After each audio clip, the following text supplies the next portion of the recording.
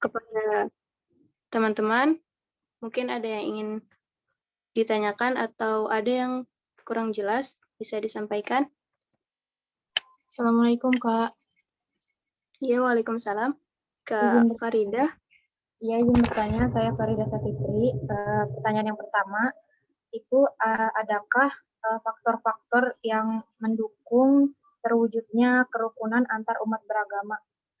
Yang kedua, misalnya lagi ada perpecahan antar umat beragama di suatu desa. Apa aja itu upaya pemerintah desa dalam mencegah perpecahan antar umat beragama? Gitu, Kak. Baik, Kak Farida, terima kasih. Ya, sama-sama, Kak. Assalamualaikum, Kak Cindy. Iya, waalaikumsalam.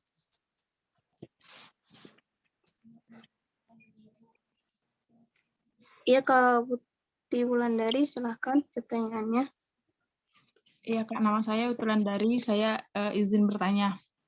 Saya pertanyaan pertama, biasanya penyebab terjadinya perpecahan di antara umat beragama itu apa? Gitu kan? Tadi kan kita bahas kerukunan. Terus yang saya tanya penyebab biasanya perpecahannya apa? Terus yang kedua, kan ini ya kayak sering banget gitu terjadi kayak katanya dalam agama kan nggak boleh saling mengucapkan hari selamat kepada hari besar agama lain. Lalu bagaimana kalau seorang pemimpin daerah yang mana kan isinya nggak semua umat muslim.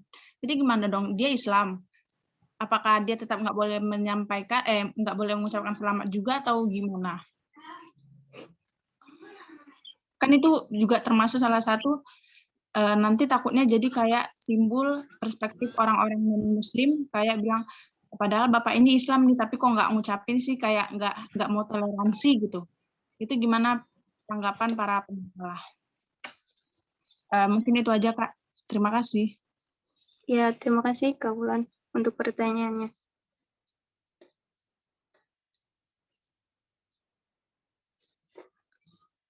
Assalamualaikum Kak, Winda izin bertanya boleh?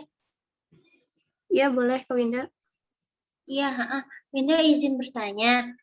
Tadi kan sudah dipaparkan tuh oleh pemateri urgensi-urgensi serta manfaat-manfaat dialog antar negara itu apa aja gitu.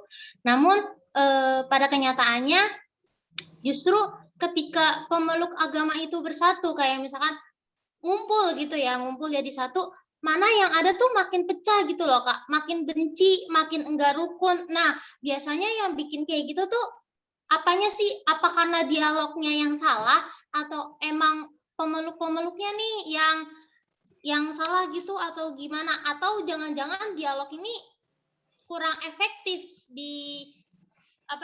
digunakan gitu. Jadi ada cara-cara lain selain dialog kah atau gimana gitu Kak? Terima kasih. Ya, terima kasih Kak Winda. Sebentar Cindy. Ini harus dibedakan debat dengan dialog ya. Yang sering terjadi chaos itu debat. Kalau dialog itu tidak akan terjadi chaos. Karena dialog itu kan tidak mencari siapa yang menang siapa yang kalah. Itu di debat Ya, biasanya. Ya, silakan terus. berarti untuk Kak Winda, dialog yang dimaksud di pertanyaan Kak Winda ini dialog yang menjuru ke debat karena mereka memiliki asumsi sendiri atau memang berdialog terkait antar umat beragama ini, Kak? Mungkin pertanyaannya bisa lebih spesifik gitu ya, Kak?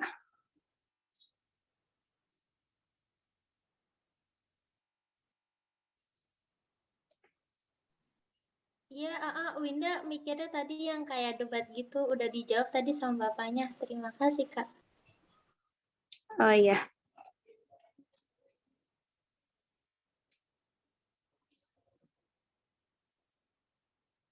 Baik, kepada kakak pemateri yang lainnya, apakah ada yang ingin menjawab pertanyaan?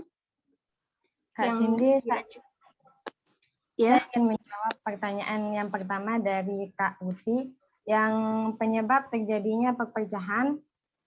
Mungkin kalau menurut saya sih, penyebab terjadinya perpecahan karena masyarakat itu masih mementingkan diri sendiri atau menganggap agamanya itu yang paling benar. Misalnya, agama saya ini yang paling benar gitu. Jadi tidak mementingkan agama yang lainnya.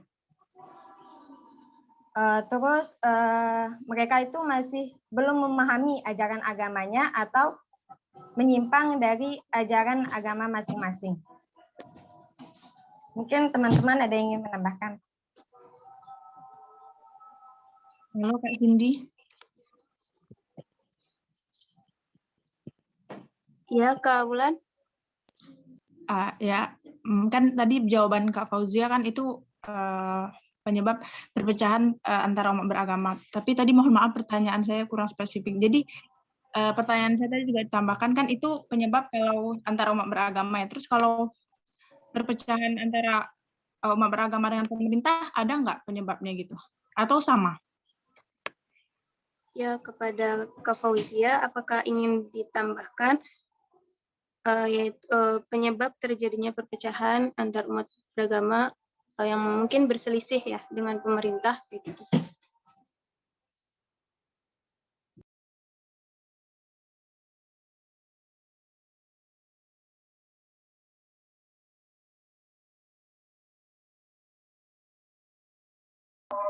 Assalamualaikum Kak, mau izin masuk ya? Iya, waalaikumsalam Kak Yunita. Iya, Kak Buti, kan pemerintah itu juga kan kalau pakai logika gitu ya, ini menurut aku. Dia juga kan beragama, mungkin kalau menurut ini itu sama kayak seperti yang tadi Kak Cindy Khairu paparkan gitu Kak.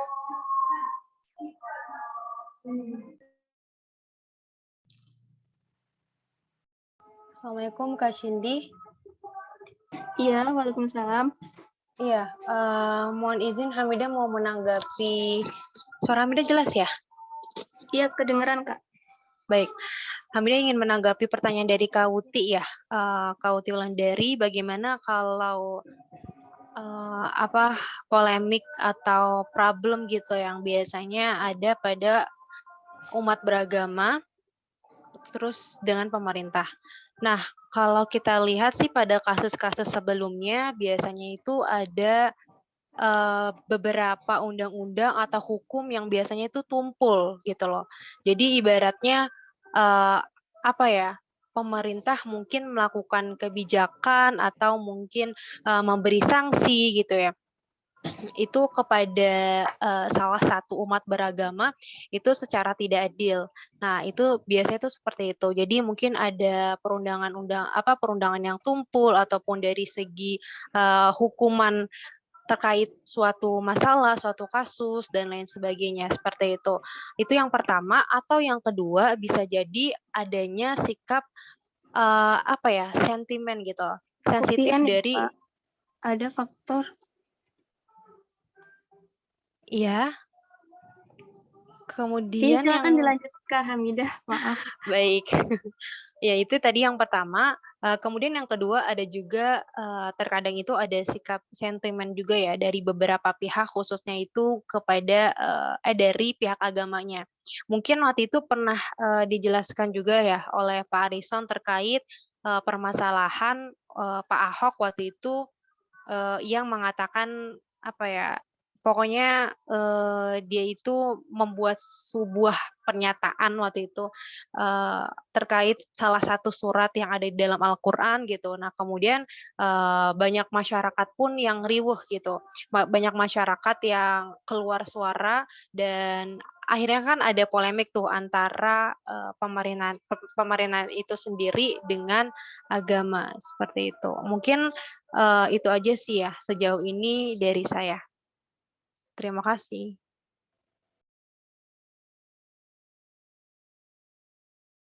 Ya, terima kasih kepada Kak Hamidah untuk tanggapannya. Dan kepada kakak pemateri yang lain, apakah ada yang menjawab pertanyaan yang lainnya? Saya bacakan kembali pertanyaannya.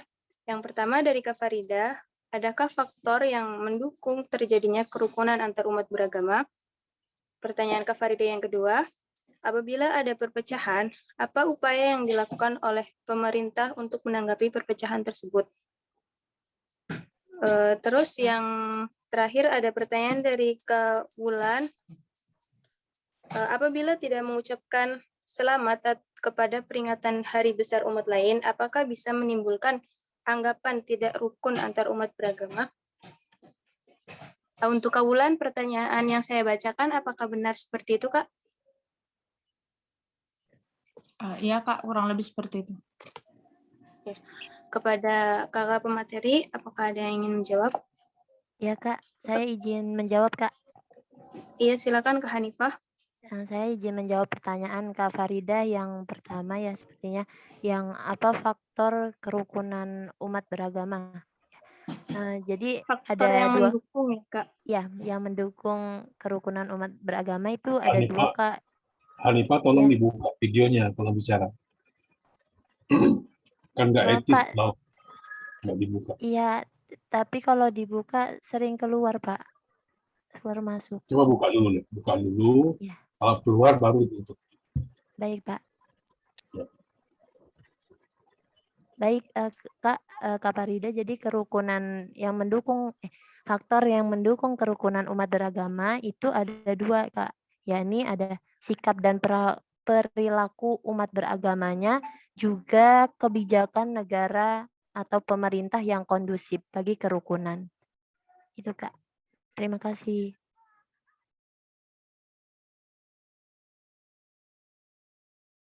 Terima kasih Kak Hanifah sudah memberikan tanggapannya terkait pertanyaan Kak Farida. Apakah Kak Farida ada tanggapan terkait jawaban dari Kak Hanifah?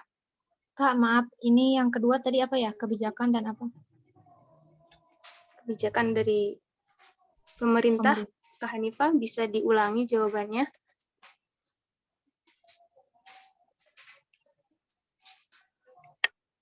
Iya, Kak, yang kedua itu kebijakan negara atau pemerintah yang kondusif bagi kerukunan.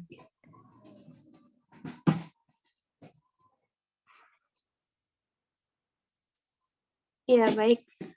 Kepada kakak yang lain, apakah ada yang ingin menjawab pertanyaan yang belum terjawab? Ada 2 pertanyaan yang masih belum terjawab di sini. Ataupun kepada teman-teman yang ingin memberikan jawaban, membantu memberi jawaban terkait pertanyaan yang dilontarkan.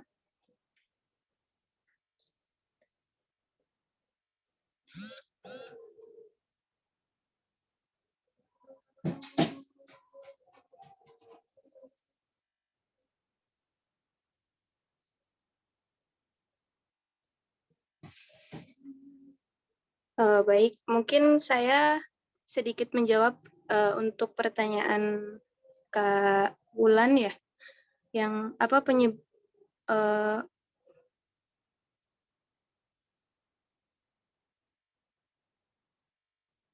pertanyaan Kak Farida, apakah apabila ada perpecahan, apa upaya yang dilakukan oleh pemerintah setempat, gitu ya?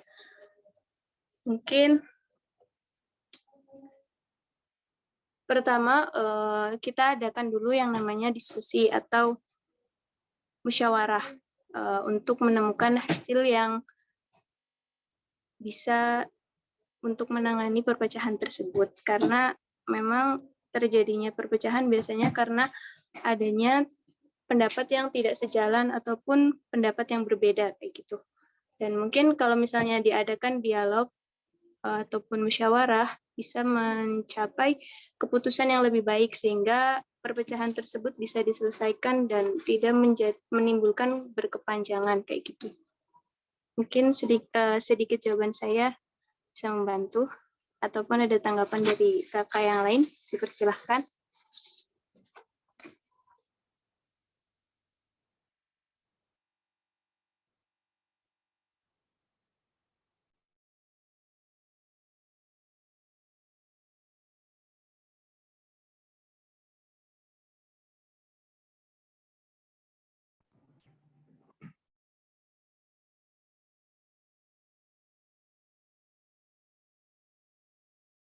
Baik, kepada kakak pemateri masih ada pertanyaan yang belum dijawab ya Kak. Satu yang dari Kak Wulan.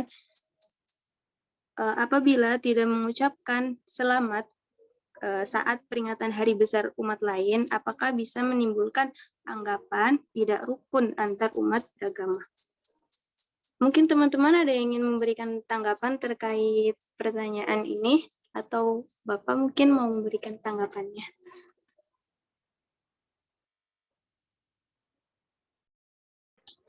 Baik, ini kan masalah klasik ya. Bagaimana hukumnya mengucapkan selamat Natal kepada umat Nasrani. Itu kan dari dulu nggak pernah selesai saya. Ada ulama yang membolehkan, ada ulama yang mengharamkan. Itu perbedaan di Islam. Sekarang kita coba tidak masuk ke haram, tidak masuk ke halal. Kita selalu logika aja. Kita sebagai umat Islam harus mempercayai, meyakini bahwa Yesus atau Nabi Isa itu adalah seorang nabi. Sekarang kita mengatakan selamat lahirnya Nabi Isa. Apakah itu salah? Dalam keyakinan kita, nanti saya akan bicarakan konsep trinitasnya. Apakah kita salah mengucapkan itu? Sedangkan kita mengucapkan kepada adik kita, atau anak kita, atau bapak kita, selamat ulang tahun Pak, selamat ulang tahun Ma, selamat ulang tahun Dek, nggak masalah. Kok kelahiran seorang nabi, kok kita haram mengucapkan? Pihak yang mengatakan itu haram, karena menganggap bahwa Yesus itu anak Tuhan. Ya, tapi nanti saya jelaskan apa konsep trinitas itu kalian tahu. Apakah Yesus itu anak Tuhan secara biologis? Dalam percayaan umat Nasrani.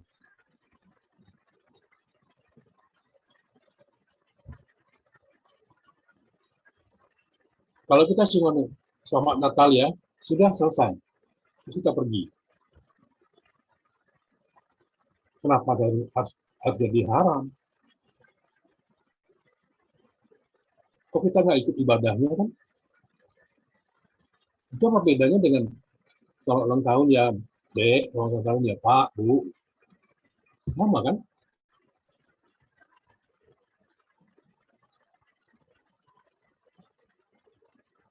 Sekarang konsep trinitasnya, supaya kalian tahu bahwa benarkah Yesus itu anak Allah secara biologis atau tidak?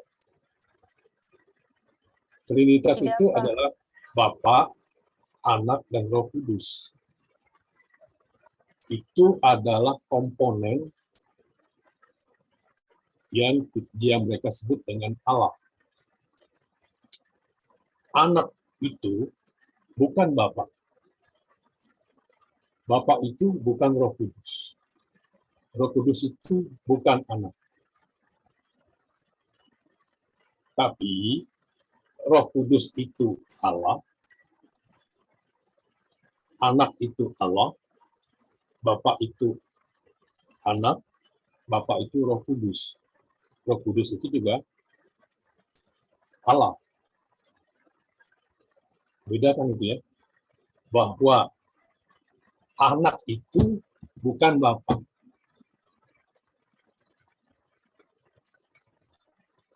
Artinya di situ, Yesus anak Allah itu bukan secara biologis. Bukan Tuhan itu mempunyai anak secara biologis. Sekarang umat Nasrani membalikkan ke Islam. Kalian mengatakan Rasulullah Nabi Muhammad itu adalah kekasih Allah.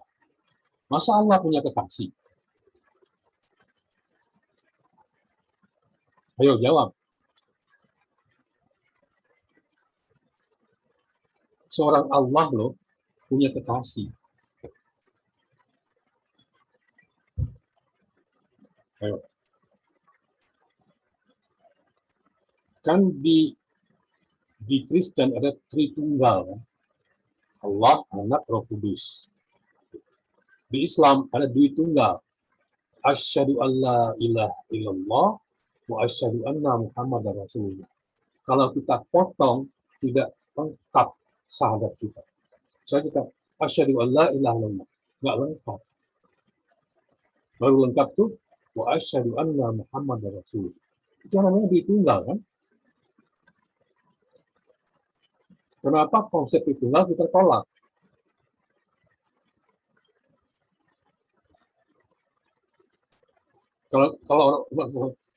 Kalau gitu kita gugat juga. Kenapa Muhammad jadi kekasih Allah? Kok Allah punya kekasih?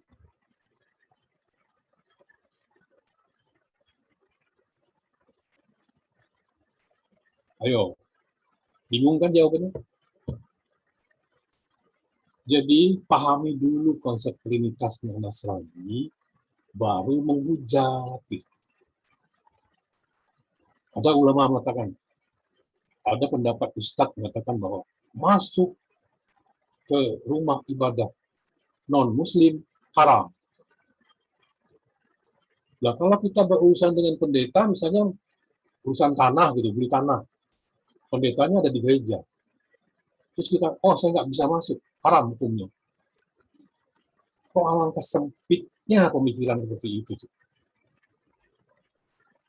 Nggak boleh masuk gereja atau vihara atau rumah ibadah lain itu kalau tidak diizinkan.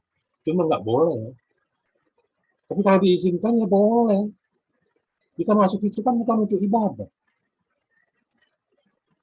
Sekarang bagaimana hukumnya di Eropa gereja dijadikan masjid?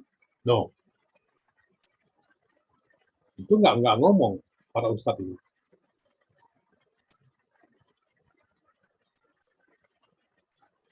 Jadi coba menggunakan akal sehat deh. Beragama itu menggunakan akal sehat. Kita pertanyakan, apakah betul Yesus anak Tuhan itu anak biologisnya Allah? Bukan begitu konsepnya. Ya kalau gitu kenapa kita harus haram mengucapkan selamat Natal? Natal itu kan lahir. Sama dengan kita mengucap selamat ulang tahun ya dek. Lalu kita mengucapkan selamat kelahirannya, tanggal kelahirannya itu. Itu boleh.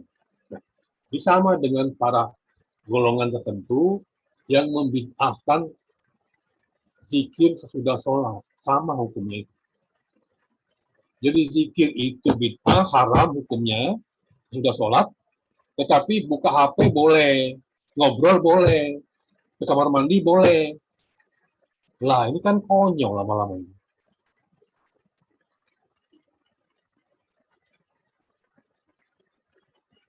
Coba pikirkan, saya tidak mempengaruhi kalian, tapi coba pikirkan secara logika yang benar. Kalau kita cuma mengucapkan selamat Natal ya, tapi kita tidak ikut misanya ke gereja, misa Natal kita nggak ikut. Apa dengan gitu kita masuk Kristen? Alangkah kerdilnya pikiran seperti itu. Pantas umat Islam ini nggak maju-maju.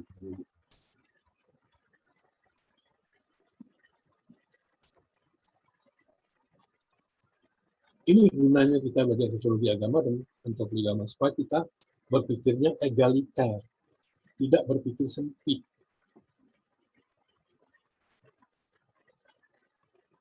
Kalau kepercayaan bahwa Nasrani itu mengatakan Yesus itu anak Allah,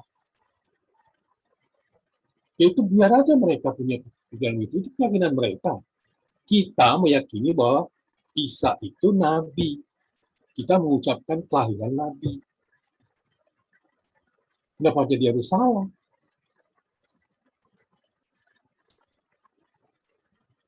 Apakah kita mengucapkan selamat Natal di jalan raya gitu, ketemu teman atau di mall gitu, selamat Natal ya? Apakah itu ibadah?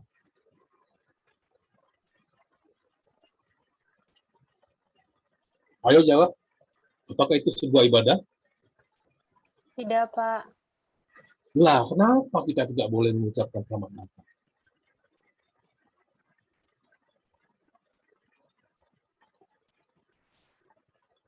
Ayo pikirkan. Saya tidak mengatakan bahwa kalian harus mengatakan, oh boleh. Enggak, saya enggak. Saya coba membuat pikiran kalian itu terbuka. Gimana ini sebenarnya?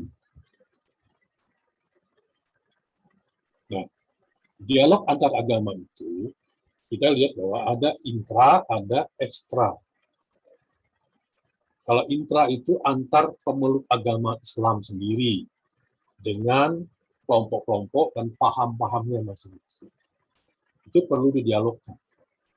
Seperti tadi misalnya, zikir sesudah sholat haram hukumnya, bid'ah. Itu kita dialog. Kenapa zikir nggak boleh, kok buka HP boleh, ngobrol boleh.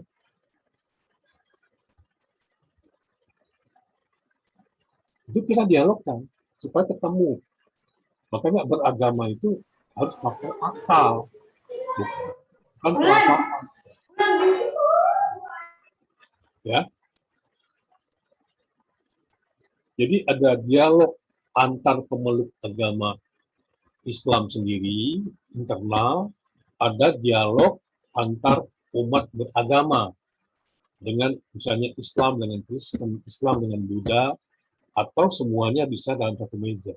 Berdialog di situ, yang dibahas di situ bukan masalah ibadah dan bukan masalah keyakinan atau akidah.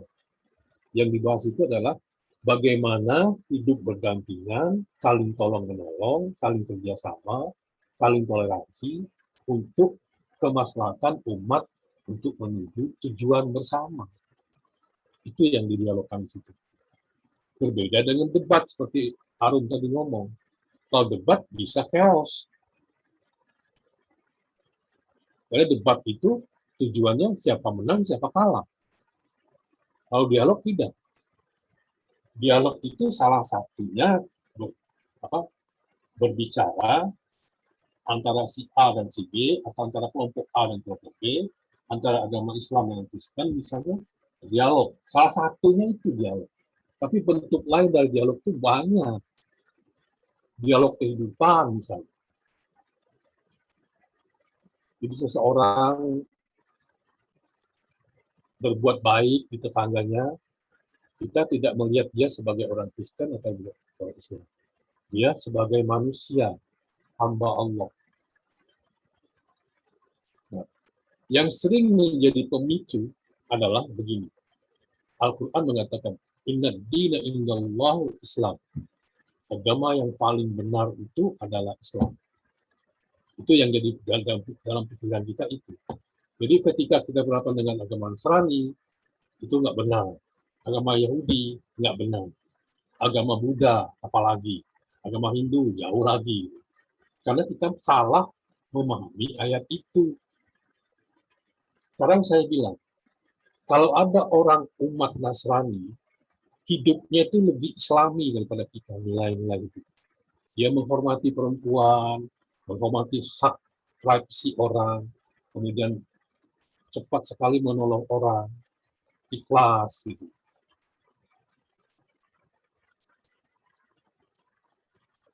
Seringkali kita bilang, kok orang non-Islam kok lebih Islami daripada orang Islam?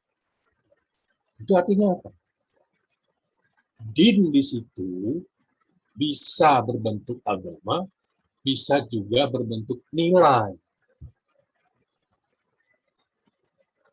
Jadi orang lain, orang umat Buddha, umat Hindu, bisa saja hidupnya bernilai Islami. Tapi agamanya Buddha, agamanya Hindu. Kita umat Islam, katanya agama kita Islam, tapi perilaku kita tidak Islami. Nah, jadi din di situ ada nilai, ada nama agama. Islam sebagai nilai itu bisa muncul di mana saja. Di umat Yahudi bisa, di umat Kristen bisa, di umat Protestan juga bisa, di umat Buddha juga bisa, di umat Hindu juga bisa. Kadang-kadang umat Hindu itu kita lihat, maka mereka lebih Islami. Tapi agamanya Hindu. Kita beragama Islam tapi tidak Islami. Korupsi ya jalan terus. Ngomongin orang ya jalan terus. Begibah juga jalan terus, tidak menghormati perempuan, tidak saling menyayangi.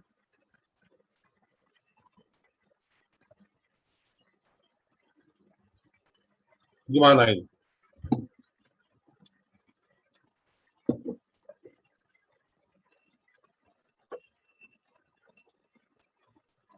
Mulai pusing kan? Winda mulai pusing. Memang harus pusing dulu baru benar gitu. Jangan dibalik, benar dulu baru pusing, jangan. Pusing dulu, bingung dulu baru benar. Kenapa? Kita tahu nikmatnya kenyang itu ketika kita Setelah makan. Kita merasakan bagaimana nikmatnya kenyang ketika kita Lapar, Pak. lapar. Kita bisa menikmati kerukunan itu ketika kita terpecah-pecah, tercerai-berai. Jadi dua hal ini adalah sunnatullah. Kita bisa merasa bahagia itu kalau kita pernah merasa menderita. Mungkin bahagia mungkin terlalu ini ya. Kita merasa gembira itu kalau kita pernah merasa menderita. Sekarang kita mengatakan, wah hidup saya damai sekali sekarang. Kenapa dia bisa mengatakan itu damai? Apa Winda? Karena udah ngerasain yang pahit-pahitnya, Pak. Nah itu. Kerukunan itu karena kita pernah bertengkar. Damai itu karena kita pernah merasa pahitnya hidup. Itu. Jadi, di surat Al-Kafirun itu jelas sekali kan. Allah memang memberi isyarat bahwa agama itu ada selain Islam. Lakum dinukum waliyadin. Kan Allah yang mengatakan itu. Agamamu, agamamu, agamaku, agamaku. Berarti Allah mengisyaratkan di situ bahwa dia tidak memberikan peluang bagi manusia itu hanya satu agama, tapi lebih dari satu.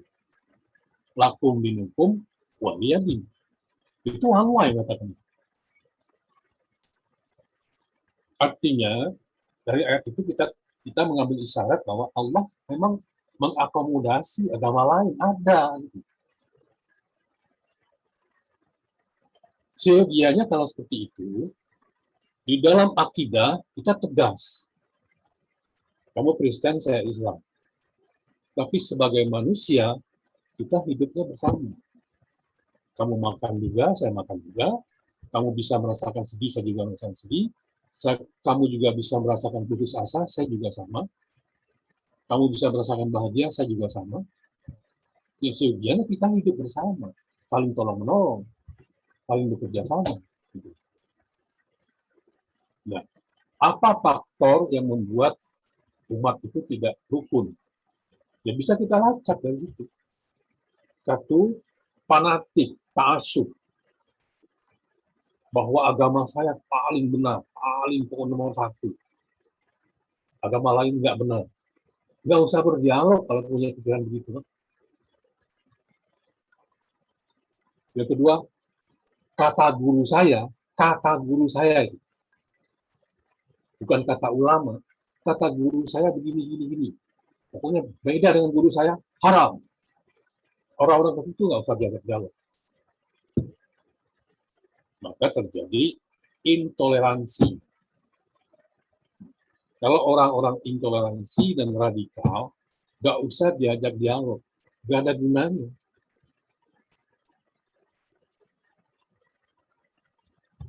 Yang bisa diajak itu adalah orang-orang yang open mind, yang pikirannya terbuka.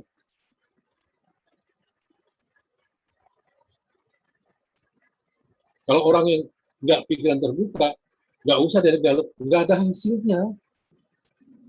Sampai ujung dunia pun dia mengatakan, saya paling benar, kamu salah. Untuk apa dialog? Ya, Jadi pikiran terbuka, satu. Yang kedua, tidak terlalu ta'assub kepada apa yang menjadi nilai yang dia mau. Karena belum tentu kita benar sendiri. Asa ayakuna, itu kan ada ayatnya. Jangan kita merasa kita paling benar. Belum tentu kita benar. Belum tentu yang lain itu salah. Karena punya hak prerogatif untuk menilai itu benar atau salah itu Tuhan, Allah, bukan kita. Apakah agama Kristen itu salah? Itu bukan hak kita itu. Untuk memvonis itu bukan wewenang kita. Nah sekarang kadang-kadang manusia mengambil peran Tuhan untuk memvonis seseorang. Sekarang kami contoh misalnya. Siapa yang tahu Rabi Al-Hadawiyah akhirnya menjadi seorang sufi terkenal di dunia. Padahal dulunya masih waktu mudanya, dia adalah penari perut, tiap malam kerjanya di klub malam. Ya, who knows? Kita nggak tahu. Makanya jangan cepat-cepat menghujat atau memvonis seseorang akan masuk neraka. Itu perannya Allah, bukan peran kita. Kita menjalankan aja apa yang kita yakini, kemudian kita tidak usah menghujat orang lain. Baru kita bisa hidup harmonis, bisa hidup saling toleransi. Yang dikhawatirkan di Islam sekarang itu kelompok-kelompok intoleran dan radikal ini makin besar jumlahnya. Mereka menternak mental budak. Kita contoh misalnya yang viral di YouTube, bagaimana jamaahnya Bahar Smith itu mencium telapak kakinya Bahar Smith. Apakah itu bukan satu hal yang bodohnya minta ampun hari gini gitu? Zaman digital ini masih kayak gitu. Itu diternak oleh mereka, dirawat. Bukannya kita cuma bisa mencium kaki ibu kita. Ya kok ini Bahar Smith?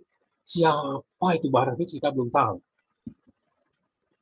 Oleh jamaahnya dicium kaki satu. Dan yang dicium kakinya itu tenang, menikmati. Itu kan memperternakkan kebodohan. Bagaimana mau maju coba?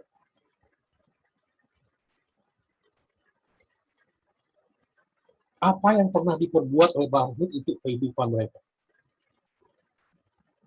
Itu kan cuma terpesona dengan apa yang disampaikan Bahar Smith. Kita belum tahu apa sih pernah diperbuat oleh Bahar Smith untuk mereka. Mereka rela, gaji mereka dikasih untuk memperkaya Bahar Smith, membangun rumah besar, membeli mobil mewah, sementara mereka tetap menderita. Itu kan, Masya Allah. Zaman digital ini masih ada kayak gitu. Nah, itulah yang menjadi umat yang intoleran dan radikal. Itu begitu jadi. Pokoknya kalau tidak seperti kata Bahar Smith, kalah semua. Begitu juga di Habib Rizik, sama.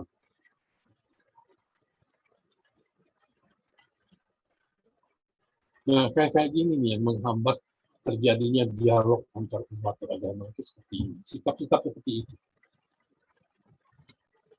Jadi bukannya mencerdaskan umat, malah membodohi umat kayak gitu. Itu contohnya ya. Saya tidak kali-kali mengatakan bahwa dia buka di YouTube. Kalau dia buka di YouTube, berarti dia sudah bersedia bahwa itu dia akan dibahas oleh netizen, oleh masyarakat. Kecuali dia nggak bahas di YouTube, nggak buka di YouTube. Kalau dibuka YouTube, berarti dia bersedia untuk dihujat oleh umat manusia. Bisa kalian lihat YouTube. kita rasanya memuntah. Ya.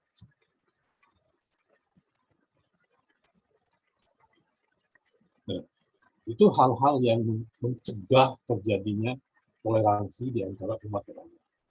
Ya. Dan orang-orang seperti ini menurut saya tidak mengikuti sejarah yang ada. Sejarah Indonesia dibentuk seperti apa? Kenapa lahir Pancasila?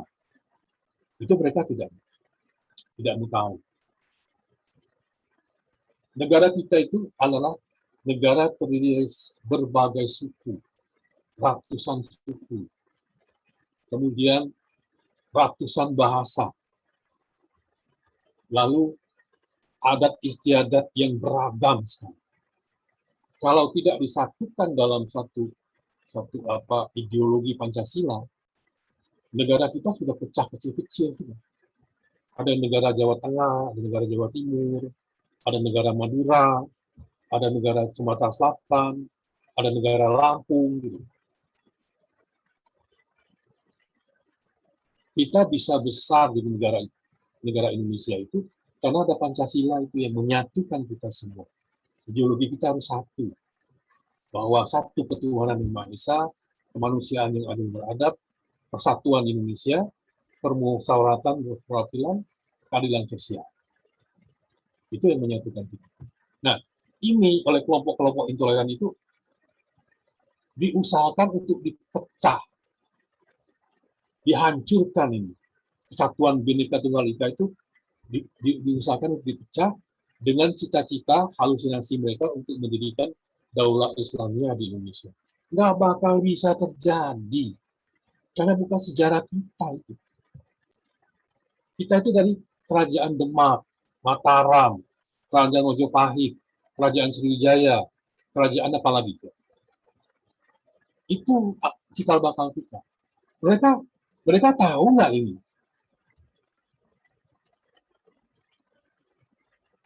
Sekeras apapun mereka berusaha, tidak akan berhasil. Karena bukan ideologi negara Indonesia itu ideologinya Pancasila. Bhinneka Tunggal Ika. Beragam-ragam tapi kita satu. Begitu mereka membuat begitu, akan jadi musuh bersama. Kita lihat aja nanti kelompok itu. Kalau sudah sampai ke tingkat itu, habis mereka nanti.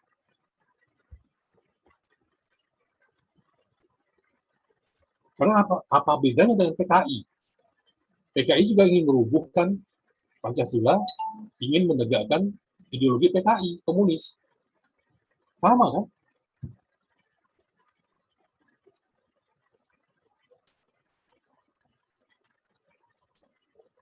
Nah, kalau agama sudah berubah menjadi ideologi, seperti itu.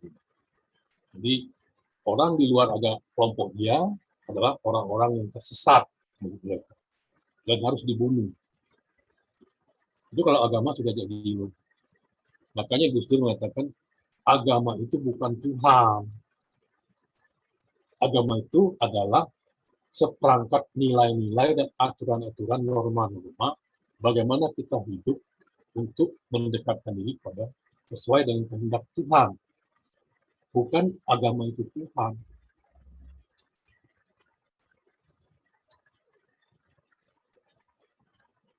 Islam itu bukan Tuhan. Yang kedua, Islam itu nggak perlu kita bela. Itu Tuhan yang menjaga. Allah yang menjaga. Kok sok-sokan kita membela Islam? Islam itu dijaga oleh Allah, bukan oleh kita. Ini yang saya bilang tadi itu, banyak manusia salah kaprah sudah mengambil perannya Tuhan. Dengan enaknya dia mengatakan, kafir, bid'ah.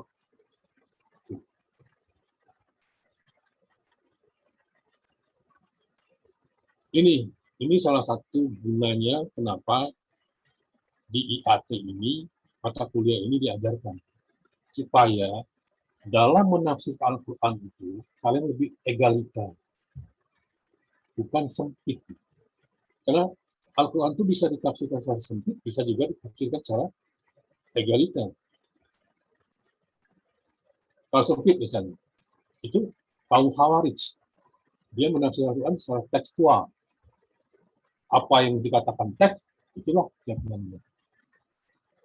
Selama pemerintah itu tidak berhukum kepada hukum Allah, maka itu bukan, itu harus ditakut, itu harus diserang. Itu ideologi Khawarij. Makanya mereka membunuh Ali. Karena Ali menerima arbitrase antara Muawiyah dan Ali. Kemudian Ali kalah. Ali aja menerima kekalahannya, kok mereka tidak bisa. Sekarang mereka sudah bermetamorfosa menjadi neo-Khawarij. Mereka menyusup ke seluruh lini dalam kehidupan kita. Masuk ke rumah-rumah tahfiz, masuk ke pesantren, masuk ke MUI. Pada gilirannya nanti mereka akan merebut daulat negara kita. Kalau kita tidak sadari itu, siap-siap aja nanti kita akan pecah seperti Syria, atau seperti Yaman, atau seperti Irak, atau Libya.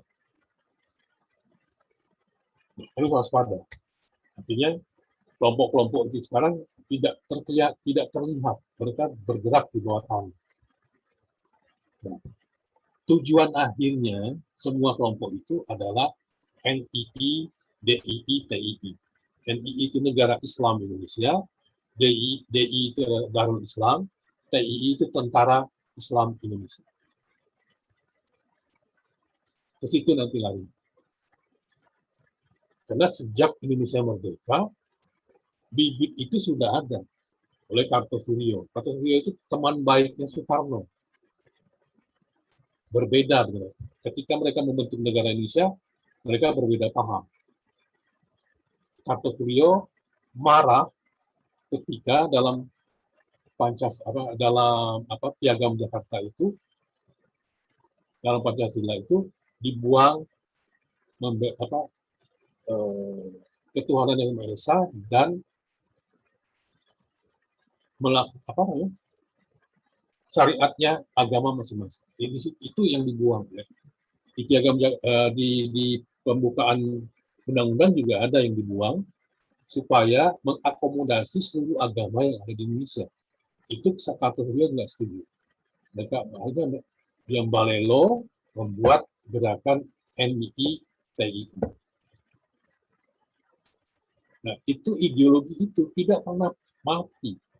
Sampai hari ini pun coba kejar siapapun yang melakukan terorisme itu, teror, itu semua ideologinya adalah NII TII. Cuma berubah namanya JI jadi Jamaah Islamiyah. Tapi cita-citanya satu sama. Menegakkan daulat Islamiyah di Indonesia. Dan itu tidak akan mungkin bisa terjadi. Karena sejarah kita bukan itu.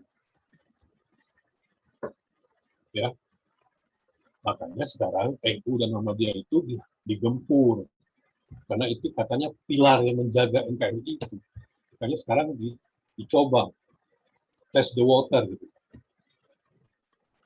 Mencoba untuk memfitnah tokoh-tokoh NU supaya NU-nya marah, kemudian nanti terjadi chaos. Untung NU tidak terpancing. Jadi segala lini diserang oleh mereka supaya cita-cita mereka tercapai. Nah, ini yang membuat dialog antar agama itu seringkali ternoda dengan hal-hal seperti itu. Ya. Karena kalau peserta dialog itu ada orang yang berprinsip intoleran dan radikal, nggak akan ketemu dialognya. Karena masing-masing agama itu kan memiliki nilai-nilai primordial masing-masing. Orang Kristen mengatakan bahwa agama mereka yang paling baik, yang paling benar. Orang Yahudi sama, orang Hindu sama, orang Buddha juga sama. Kalau enggak dia keluar dari agamanya kalau dia tidak meyakini itu benar. Oleh karena itu tidak usah dipertentangkan. mana yang paling benar. Nggak usah. Karena akan terjadi orang kembali kepada nilai-nilai primordial masing-masing. Kadang-kadang umat beragama itu tidak tahu persis di mana sih kelebihan baiknya agama saya. Itu namanya nilai primordial. Nilai yang dibawa sejak lahir. Coba kepada umat Hindu, ada umat Hindu misalnya anak SMA. Kenapa sih kamu mengatakan Hindu itu benar? Mungkin dia bisa jawab ya. Ya pokoknya benar aja dah. Gitu. Itu namanya nilai-nilai primordial. Ya. Itu yang kadang-kadang nilai-nilai primordial itu dibawa ke tempat selain agama, itu sering terjadi chaos. Karena masing-masing merasa bahwa orang Jawa Timur lah yang paling bagus. Tapi orang Jawa Tengah mengatakan, kamilah yang paling baik. Jawa Barat mengatakan, oh kami, bukan kalian. Dan sejarahnya itu namanya nilai primordial. Padahal kalau ditanya satu-satu, nggak tahu apa baiknya itu apa. Itu ya kira-kira yang bisa saya jawab, saya simpulkan dari pertanyaan-pertanyaan kalian. Artinya bahwa ada dialog internal, ada dialog eksternal. Kemudian bagaimana hubungan agama dengan pemerintah? Nah, seringkali terjadi konflik. Konfliknya adalah kadang-kadang itu dimanipulasi. Misalnya gini, ada ustadz teriak-teriak ceramah memaki-maki pemerintah, bahkan memaki-maki pribadinya presiden misalnya. Begitu ditangkap, dipenjarakan, mereka membuat narasi yang sebaliknya. Narasinya bahwa pemerintah mengkriminalisasi para ulama. Itu yang terjadi. Oleh karena itu makanya narasi-narasi yang dikeluarkan ke kelompok itu di medsos harus dilawan oleh kelompok-kelompok yang benar. Itu salah satu motivasi Gus Baha turun gunung. Karena kalau itu diulang-ulang terus narasi yang salah, lama-lama jadi benar semua. Maka turunlah Gus Baha mengatakan ini yang benar. Alhamdulillah sekarang sudah banyak penceramah-penceramah yang itu membela kebenaran yang sebenarnya seperti ini. Misalnya dosen IIKIN, Dr. Abuya Ar-Razi Hasim. Kemudian ada juga Ustadz Suparman dari Lampung itu. Ada Ustadz Latif. Itu Gus Baha. Itu perlu yang begitu untuk mengkanter narasi-narasi kebohongan yang di tiap hari disebar di medsos. Karena kebohongan itu kalau terus-menerus disuarakan, itu lama-lama jadi kebenaran. Ya, jadi hati-hati dengan narasi yang berulang-ulang itu bisa seperti contoh misalnya, Jana Walida itu pergi ke mall misalnya. Mulai dari turun mobil, orang bilang, wah, Jana gila. Masuk ke mall, wah, orang gila. Turun dari mall, wah, gila. Makan bakso, wah, ini orang gila. Lama-lama dia masuk kamar mandi, dia berpikir, jangan-jangan saya gila beneran ya. Itu kekuatan narasi. Begitulah cara orang untuk brainwash otak manusia, mencuci otak manusia seperti itu. Disetting seperti itu. Nah, begitu juga kalau berita itu terus tiap hari dinarasikan di medsos. Lama-lama jadi kebenaran. Kebohongan itu jadi kebenaran. Saya kira itu ya. Saya kembali lagi ke sini. Kalau nggak ada pertanyaan lagi, mungkin tutup aja. Saya ingin tadi minta waktu bentar menjelaskan untuk UAS. Ya, silakan Cindy. Baik. Apakah masih ada yang ingin bertanya? Teman-teman yang lain? Winda izin bertanya, Kak. Iya, Kak Winda. Iya, terima kasih sudah memberi kesempatan. Winda izin bertanya, berarti dialog antar agama itu kan sangat baik. Dialog antar agama itu kan sangat diperlukan bahkan. Tapi bisa nggak sih Kak gini, justru pemeluk-pemeluk agama itu menghindar gitu, menghindar dari yang namanya dialog antar agama. Kenapa mereka itu cenderung menghindar dari dialog antar agama? Soalnya mereka itu sadar gitu, oh nanti kalau aku dialog sama sama pemeluk agama yang ini, kalau nanti seandainya pengikut-pengikutku itu dialog sama pemeluk agama yang ini, takutnya nanti mana masuk ke agama yang itu gitu, mana keluar dari agama yang udah dianutnya terlebih dahulu gitu, yang udah dianut dari kecil, mana pindah ke agama yang itu. Soalnya karena dialog itu jadi, oh kayaknya agama dia yang lebih benar gitu. Bisa begitu nggak, Kak? Terima kasih. Ya baik. Dialog itu bukan untuk itu, dialog itu enggak.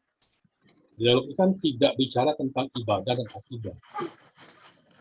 Kalau dialog ya, dialog antar umat beragama itu tidak bicara tentang itu. Dialog antar umat agama itu adalah bagaimana mengkondusifkan hidup bersama secara kondusif, secara baik. Kemudian mempersamakan persepsi tentang sesuatu yang dihadapi dalam negara. Bekerja sama dalam mendukung program-program pemerintah untuk tujuan pembangunan umat manusia. Itu. Ya kalau debat ada kalah menang memang. Misalnya debat Kristen Islam tentang misalnya katakanlah misalnya tentang yang terbaru misalnya implantasi organ tubuh manusia misalnya. Islam mengatakan A, Kristen mengatakan B. Itu debat. Kalau dialog itu tidak kalah menang di dialog. Nah, kalau kelompok-kelompok intoleran, kelompok-kelompok radikal, nggak bisa diajak dialog. Itu sudah tertancap dalam dirinya bahwa dia itu paling benar. Dan nggak bisa diajak dialog dalam begitu. Apa mau didialogkan?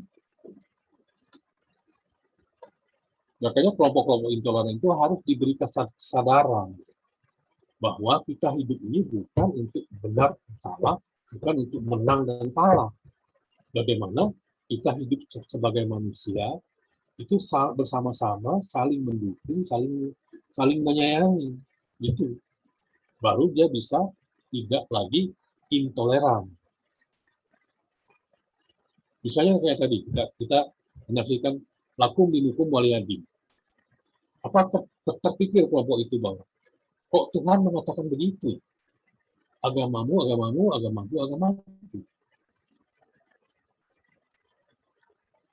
Tuhan aja mengatakan begitu isyaratnya.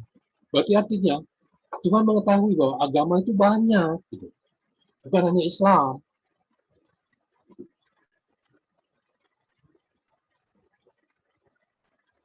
Ya kan?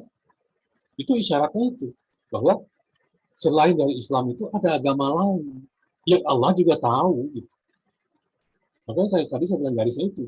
Ada Islam sebagai nilai, ada Islam nama agama. Kalau Islam sebagai nilai, itu bisa saja muncul di umat Kristen. Bisa saja muncul di umat Hindu.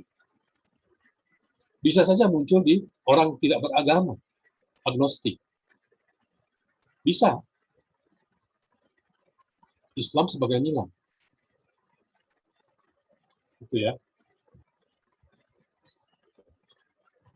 Winda cukup. Kalau chaos itu debat, Winda. Kalau di dialog itu jarang terjadi itu. Karena dia tidak menyentuh kepada hal-hal ibadah dan hal-hal akidah. Nah, kalau itu adalah nilai primordial dari agama masing-masing. Karena kita tidak bisa memaksakan bahwa dalam dialog itu Islam itu yang paling benar, Kristen salah. Itu bukan dialog. Kalau dialog itu adalah mengkomunikasikan pikiran, mengkomunikasikan nilai-nilai, mengkomunikasikan beberapa hal yang menyangkut kepentingan bersama dalam hidup, di luar ibadah dan akidah. Kalau kita mempersoalkan, kenapa ada trinitas di Nasrani? Jadi nggak usah didebatkan itu. Itu kan keinginan mereka. Sama dengan duit tunggal kita kan. Apa kita pernah debat? Enggak kan? Kalau mereka mendebat kita misalnya, kalian debat hujat kami dengan Tritunggal. Kenapa kalau kami mendebat kalian duit tunggal kok kalian marah? Gimana kalau nggak namanya duit tunggal? Kalau kita cuma asyhadu alla ilaha illallah, sampai situ doang, nggak sah kan? Syahadat itu baru sempurna kalau kita lengkap wa asyhadu anna Muhammadar Rasul. Itu kan duit tunggal artinya. Kenapa tidak pernah diributkan? Kok Tritunggal kita ributkan? Nah, bedanya kalau di sini adalah pernyataan bahwa Allah, saya bersaksi bahwa asyhadu alla ilaha illallah, tidak ada Tuhan selain Allah, Muhammad itu utusan Allah. Kalau di Tritunggal itu 3 unsur. Allah itu terjadi 3 unsur. Allah Bapa, Anak, dan Roh Kudus. Bukan Tuhan itu 3, bukan. Tuhan itu tetap Allah, mereka itu Allah. Tapi Allah itu 3 unsur. Ada unsur Bapa, ada unsur Anak, ada unsur Roh Kudus. Roh Kudus itu bukan Bapa itu bukan Anak juga bukan Roh Kudus. Begitu konsep Trinitas itu seperti itu. Ya. Oke, saya kembalikan ke sini. Kalau sudah nggak ada pertanyaan, tutup. Baik, terima kasih kepada semua teman-teman dan Bapak yang sudah memberikan tanggapan dan berpartisipasi pada diskusi pada hari ini. Baiklah, saya akan menyampaikan kesimpulannya. Kehidupan keagamaan dalam suatu masyarakat merupakan suatu kehidupan penting yang mengandung aktivitas-aktivitas baik hubungan antar umat manusia, individual, kelompok, maupun hubungan manusia dengan Tuhannya. Dan karena kita hidup di Indonesia terdapat banyak perbedaan dari agama, suku, ras, dan budaya. Apabila semua perbedaan ini tidak menerima satu sama lain, maka yang terjadi adalah perpecahan. Maka dari itu, sebagai warga negara yang baik, sudah sepatutnya kita hidup rukun dan berdampingan dengan semua perbedaan yang ada. Kerukunan sendiri merupakan kondisi dan proses tercipta dan terpeliharanya pola-pola interaksi yang beragam di antara unit-unit yang otonom. Kerukunan mencerminkan hubungan timbal balik yang ditandai oleh sikap saling menerima, saling mempercayai, saling menghormati dan menghargai, serta sikap saling memaknai kebersamaan. Dan pedoman untuk mencapai kerukunan umat beragama di masyarakat, antara lain harus memiliki sikap saling menghormati, dan membebaskan orang lain memilih agamanya sendiri. Sebagai makhluk sosial, kita harus menerima setiap individu itu apa adanya, dengan segala kepercayaan yang dimilikinya, maupun kelebihan dan kekurangan dari pribadinya. Dan yang terakhir dalam pedoman ini adalah berpikir positif atau senantiasa berbaik sangka kepada orang lain, dan tidak menghakimi seseorang dengan semena-mena. Dalam mewujudkan semua yang ada, yang dipaparkan di atas, maka perlu adanya komunikasi atau dialog di antara masyarakat. Maka dialog agama merupakan suatu hal yang penting, karena terdapat beberapa alasan adanya dialog agama, yaitu pertama, pluralisme agama merupakan kenyataan yang semakin jelas. Di Indonesia sendiri terdapat banyak agama dan kepercayaan. Dalam dunia yang cepat berubah dan tersedianya teknologi komunikasi yang sangat canggih, maka setiap pemeluk agama akan bersentuhan dan berkomunikasi dengan pemeluk agama lain. Karena alasan inilah, para penganut agama yang berbeda-beda membutuhkan komunikasi dan dialog agama agar dapat menegakkan keadilan, tolong-menolong, menciptakan perdamaian, maupun kebebasan beragama tanpa paksaan. Dan terkait dengan kerukunan antar umat beragama ini, Seperti yang kita ketahui, ada kata mutiara yang disampaikan oleh Presiden keempat kita, yaitu Bapak Abdurrahman Wahid atau dikenal sebagai Gus Dur, bahwa tidak penting apapun agama atau sukumu, kalau kamu bisa melakukan sesuatu yang baik untuk semua orang, orang tidak pernah bertanya apa agamamu. Maka tetaplah berbuat baik kepada siapapun, tentang apapun, dan dimanapun kamu berada. Baiklah, semoga diskusi dan apa yang telah disampaikan dapat memberikan manfaat dalam kehidupan kita dan menjadi ilmu yang berkah. Demikian apa yang dapat disampaikan. Saya, Cindy Hairul Mutmainah, sebagai moderator, meminta maaf yang sebesar-besarnya apabila terdapat perkataan maupun perbuatan yang tidak yang kurang baik. Mohon dibukakan pintu maaf sebesar-besarnya. Dan terima kasih kepada semuanya yang telah berpartisipasi pada diskusi kali ini. Kami kelompok 12 izin undur diri. Assalamualaikum warahmatullahi wabarakatuh. Waalaikumsalam warahmatullahi wabarakatuh. Baik, sebelum kita tutup, saya ingin memberitahukan bahwa tanggal 8 nanti saya akan menjelaskan tentang tugas UAS. Jadi tanggal 8 nanti saya akan memberikan poin-poin apa tugas kalian untuk UAS. Yaitu adalah beberapa poin itu disusun menjadi sebuah artikel. Tapi tadi tanggal 8 saya kasih ya. Jadi jangan berharap bahwa dengar dari kelompok 3 kelas 3A, 3B, 3C nggak sama. Jadi percuma. Poinnya itu nggak akan sama. Gitu. Ya. Jadi kelas A, 3A, 3C beda. Kelas D, B, E beda. Gitu. Jadi tidak usah kasak-kusuk itu nggak usah. Nanti ada poin yang saya kasihkan. Dari poin itulah kalian susun sebuah artikel. Kan dulu kan resume ya, UTS resume, kemudian kalau penyusunan makalah dan PPT kan kalian sudah dari untuk satu sudah tahu. Tinggal artikel dan jurnal yang dulu. Saya kira itu aja, tanggal 8 saya kasih tugasnya, tanggal 22 itu sudah dikumpulkan semua ke PJ-nya. PJ-nya sudah kirim ke Bapak. Tapi tanggal 29 tetap masuk, karena tanggal 9 itu hari hanya UAS. Oleh karena itu kita masuk cuma mengisi absen aja untuk berubah. Kalau absen itu harus ada absen UAS-nya. Diharapkan tanggal 29 itu jangan ada yang nggak masuk. Kalau nggak masuk, nah itu bagaimana itu coba? Absennya nggak ada, tapi tugasnya ada. Lucu kan? Tolong diberitahukan teman-teman yang hari ini nggak masuk, tolong tanggal 29 hari UAS itu jangan sampai tidak masuk. Jadi nilainya jadi pertanyaan oleh fakultas. Ini orang yang nggak hadir tapi nilainya ada. Gitu. Ya, baik. Saya kira itu aja. Dari saya kurang lebih mohon maaf. Wassalamualaikum warahmatullahi wabarakatuh. Sampai ketemu tanggal 8. Waalaikumsalam. Waalaikumsalam warahmatullahi wabarakatuh. Terakhir kita kuliah materi ya.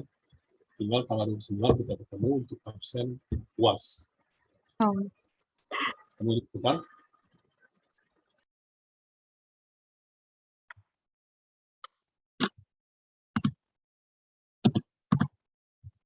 Pokoknya udah keluar ya, Kak?